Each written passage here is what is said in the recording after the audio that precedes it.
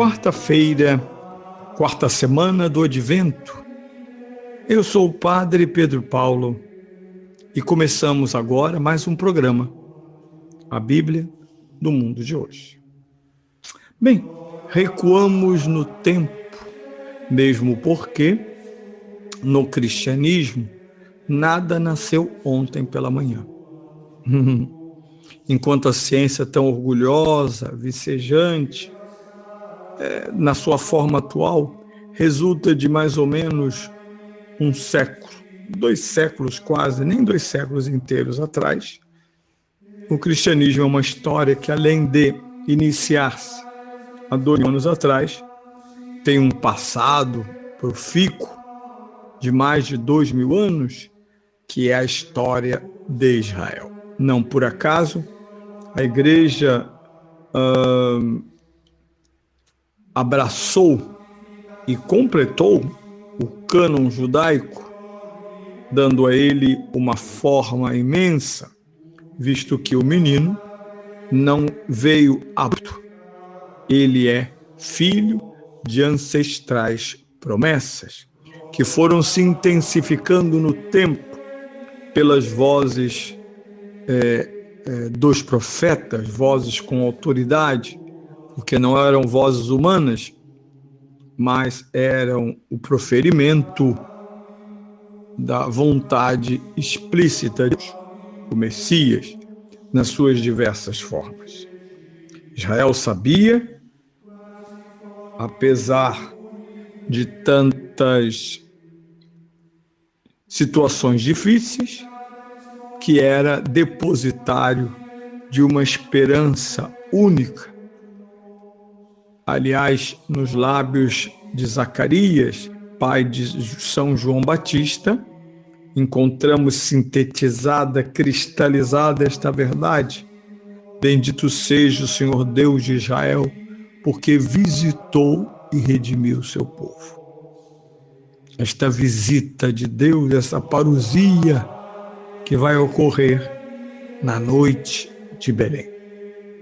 Mas ouçamos o profeta Miqueias, ouçamos uma voz ancestral sobre este evento que estamos por celebrar. Profeta Miqueias, capítulo 5, versículos 1 a 4a. Assim diz o Senhor: Tu, Belém de Éfrata, pequenina entre os povoados de Judá, de ti há de sair aquele que dominará em Israel. Sua origem vem de tempos remotos, desde os dias da eternidade. Deus deixará seu povo ao abandono até o tempo em que uma mãe der à luz, e o resto de seus irmãos se voltará para os filhos de Israel. Ele recuará, apacentará com força, apacentará com a força do Senhor e com a majestade do nome do Senhor seu Deus. Os homens viverão em paz, pois ele agora estenderá o poder até os confins da terra, e ele mesmo será a paz. Uma das características da linguagem profética é ser poética. Não se trata de uma descrição simples, ou é quarta-feira, 22 de dezembro, não. É algo mais profunda. É uma linguagem que quer descrever ou desenhar, delinear o mistério. E nós sabemos que na linguagem humana, só a poética é capaz disso. A prosa não. A prosa pode ter aspectos poéticos, mas a poesia tem todos os recursos do alargamento da língua, das suas mutações, para poder oferecer a quem ouve, vê e sente o tremor do absoluto. Bem, primeiro os povoados de Judá são chamados a um protagonismo que não vem deles mesmos, mas de sua origem, desde tempos remotos, desde os dias da eternidade. Aqui o profeta comunica em nome de Deus um dado muito preciso, isto é, temos, sem dúvida nenhuma, uma profecia que explica o Gênesis. Lembre-se que este ambiente da escrituração do Gênesis se faz no mundo profético sacerdotal. Sim. Ora, do que se trata? Quando o homem pecou no paraíso, o demônio não sabia, porque não entende nada sobre o amor. Não, ele não entende.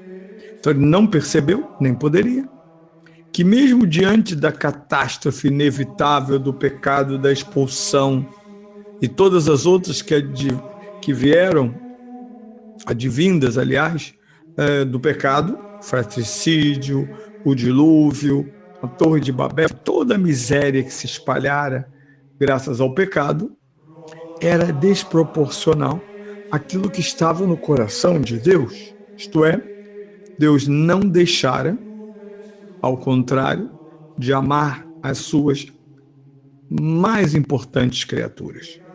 As criaturas de fato amadas por Deus.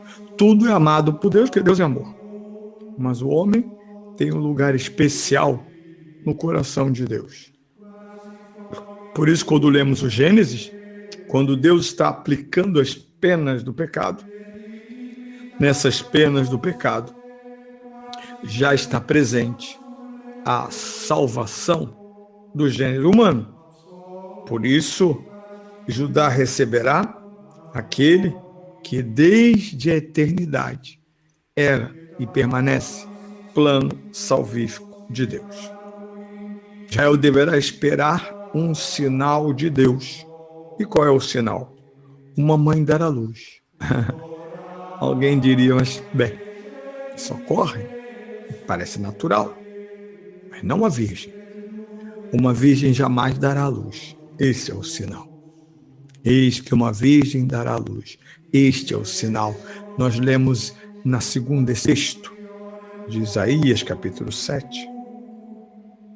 E quando esta mãe der à luz, Israel olhará para o céu, verá e ouvirá a Deus. Deste menino, pastor, por isso a ideia da promessa de Davi, lembre-se que Davi foi o rei pastor, ou pastor que se tornou rei, assentará com a força do Senhor e com a majestade do nome do Senhor seu Deus. É interessante a autoridade desse pastor. Lá no Evangelho de São João, no capítulo 10, o grande capítulo sobre o bom pastor, é muito claro que o pastoreio, a direção, a condução de Cristo é condução pautada plenamente na autoridade de Deus. Por isso, ninguém tira das mãos do pastor as ovelhas a ele entregues, a não ser a própria ovelha, que estúpida, como em geral somos, se afasta do pastor. Bem, sendo assim, ela não goza da força, da majestade com que o pastor conduz e apacenta as suas ovelhas. Essa mesma autoridade de Cristo foi conferida à igreja, conferida a Pedro, quando Deus diz a ele: apacenta as minhas ovelhas. Por fim, um grande tema natalício é a paz. Shalom. E por que paz? Paz aqui não é a tranquilidade que de vez em quando encontramos, breve, sempre interrompida. Não. Paz aqui é sinal da justiça.